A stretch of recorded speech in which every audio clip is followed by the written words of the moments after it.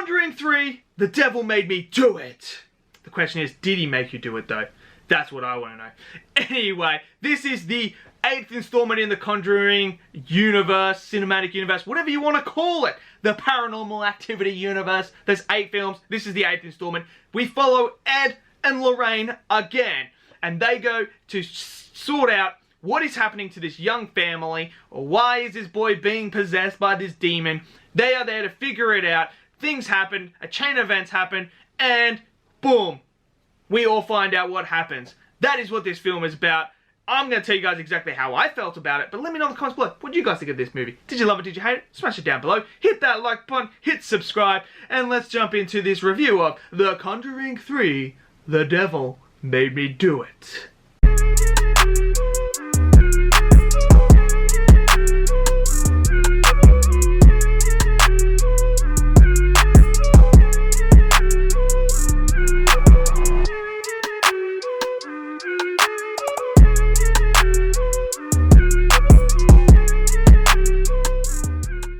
So, now we have 8 films in the Conjuring universe. So we've got the 3 Conjuring films, we got the 3 Annabelle films, we got the Nun film, and we also got the Curse of La Llorona.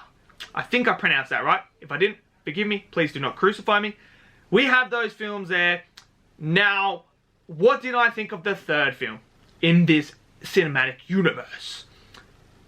I'm going to say, it's not bad, nor is it great. It's sort of in that average, watchable, decent film. It's a decent little horror film. I'm not going to sit here and slate it and say, look, this is one of the worst horror films ever, because it's not. It's a decent horror film.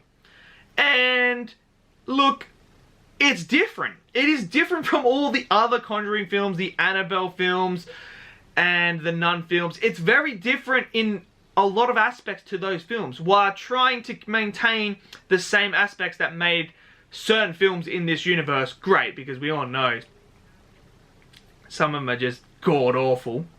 But this one does try to do something different and try to be more fresh, which I really appreciate. Look, I'm going to say it. I appreciate that they tried to do something different.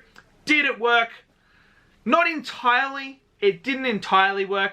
I thought the reveal of who is actually behind it and that was kind of a bit like, I don't know how I feel about it actually, to be honest. It's kind of one of those ones where I'm looking at it and I'm watching it and I'm like, I don't know how I feel about this big like reveal of who's behind it, because it sort of doesn't fit with what it does, but it doesn't at the same time. If you guys have seen it, you might understand what I'm saying.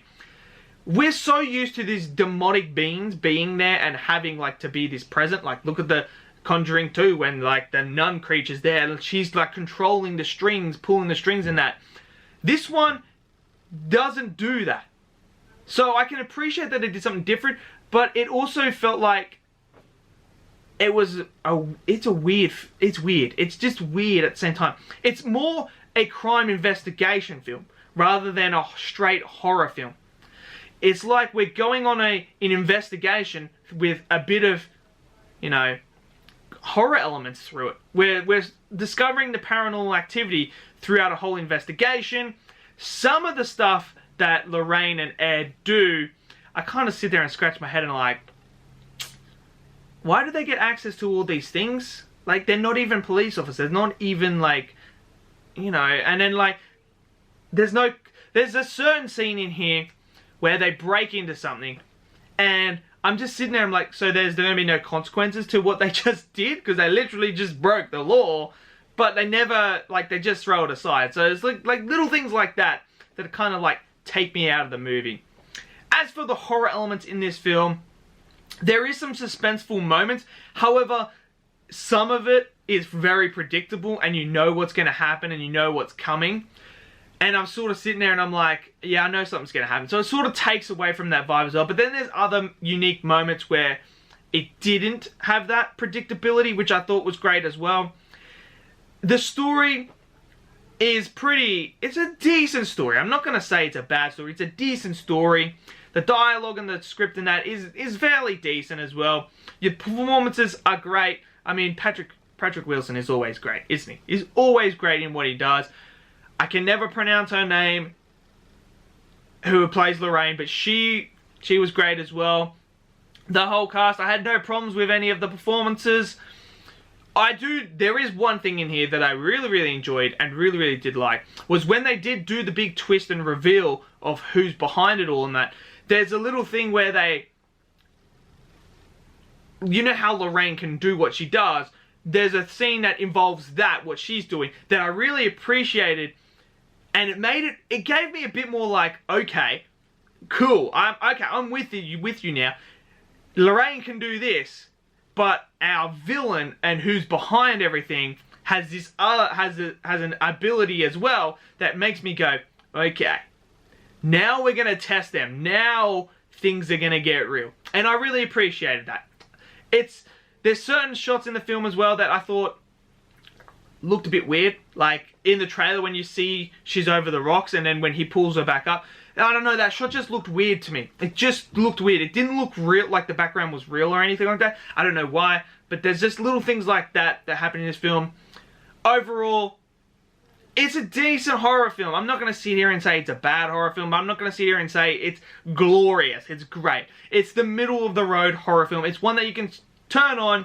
You're not going to be sitting there getting like spooked out. I wouldn't say it's on the level of like the big boys in this cinematic universe. I am going to do a ranking of that, so stay tuned for that. But overall, I enjoyed it. Not as much as I thought I was going to enjoy it, but hey, it is what it is. Let me know in the comments below what you guys think of The Conjuring 3, The Devil Made Me Do It. Smash it down below, because, I mean, I don't know why they called it that, because really, again, I just noticed that. Why is it called The Devil Made Me Do It? But yet, sorry, I mean, this may be a minor spoiler, but the devil's not even in this. So why is it called The Devil Made Me Do It if the devil's not in it? That would have been a cool concept if they actually used the devil in this film. That would have been pretty cool. But hey, they didn't. So I don't know why it's called that. But let me know in the comments below what do you guys think of the film. Smash it down there. Smash that like button. Hit subscribe. And I'll see you guys in the next video. Peace out.